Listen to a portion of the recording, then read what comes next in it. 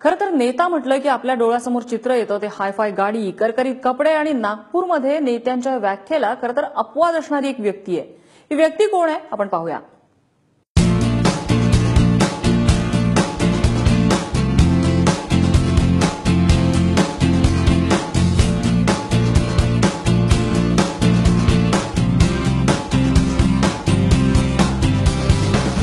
चमचमीत, चवदार आणि झटपट सँडविच बनवणारे हे आहेत गोपीचंद कुमरे.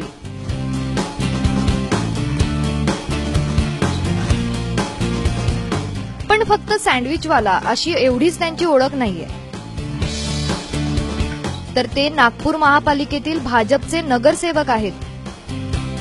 फक्त 12वी पास असलेले गोपीचंद उत्तर नागपूर येथील प्रभाग 3 मधून भाजपच्या तिकिटावर निवडून आलेत.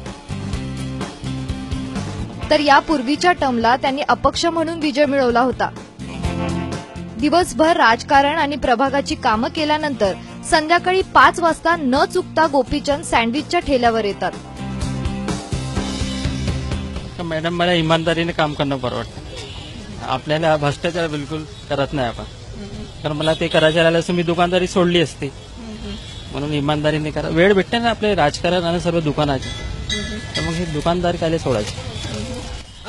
पण खरं पाहिलं तर सगळ्यांचं ज्या पद्धतीचे कपडे लोक घालतात, ज्या पद्धतीनं वागतात, ज्या पद्धतीनं बोलतात, हे सुद्धा सगळं निवडून आल्यावर बदलतं. मात्र तुमची दुसरी टर्म आहे, तुम्ही नाही बदललात. आपण कधी बदलणार बी नाही. जसं सिंपल आहे तसंच राहणार. गोपीचंद यांना राजकारणाला लागणारा पैसा सँडविचच्या व्यवसायातून मिळतो. घर हेच गोपीचंद यांचं ऑफिस आहे. फक्त सँडविचचा धंदाच ते उत्तम करतात असं नाही, तर वॉर्डातही त्यांनी अनेक विकास कामं केली आहेत. मग नाला खोलीकरणाचं काम असो की सिमेंटचे रस्ते असो की स्वच्छता, वॉर्ड अगदी टापटीप आहे. देखो, हमने ऐसे कई नगर सेवक देखे, आज तक कभी सुने भी नहीं है कि इतने ईमानदार, इतने बड़े 2 बार के चुन के आए हुए नगर सेवक आज वो अपने काम में इतने ये रहते हैं, मेन अपनी रोजी रोटी यही समझते हो.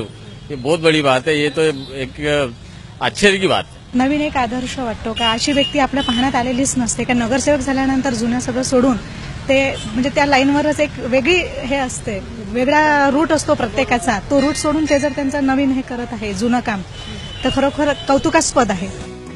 एखादा नगरसेवक झाला की त्याचं आयुष्य बदलून जातं. नगरसेवकाच्या कपड्याची घडीही मोडत नाही. अलिशान घर, अलिशान गाडी येते. संपत्ती किती पटीने वाढते याचा विचारही न केलेला बरा. अशा भ्रष्टाचाराच्या चिखलानं बरबटलेल्या राजकारणात अशी काही चांगली बेटं असतील तर नक्कीच त्यांचं कौतुक आहे. सरिता कौशिक, एबीपी माझा, नागपूर.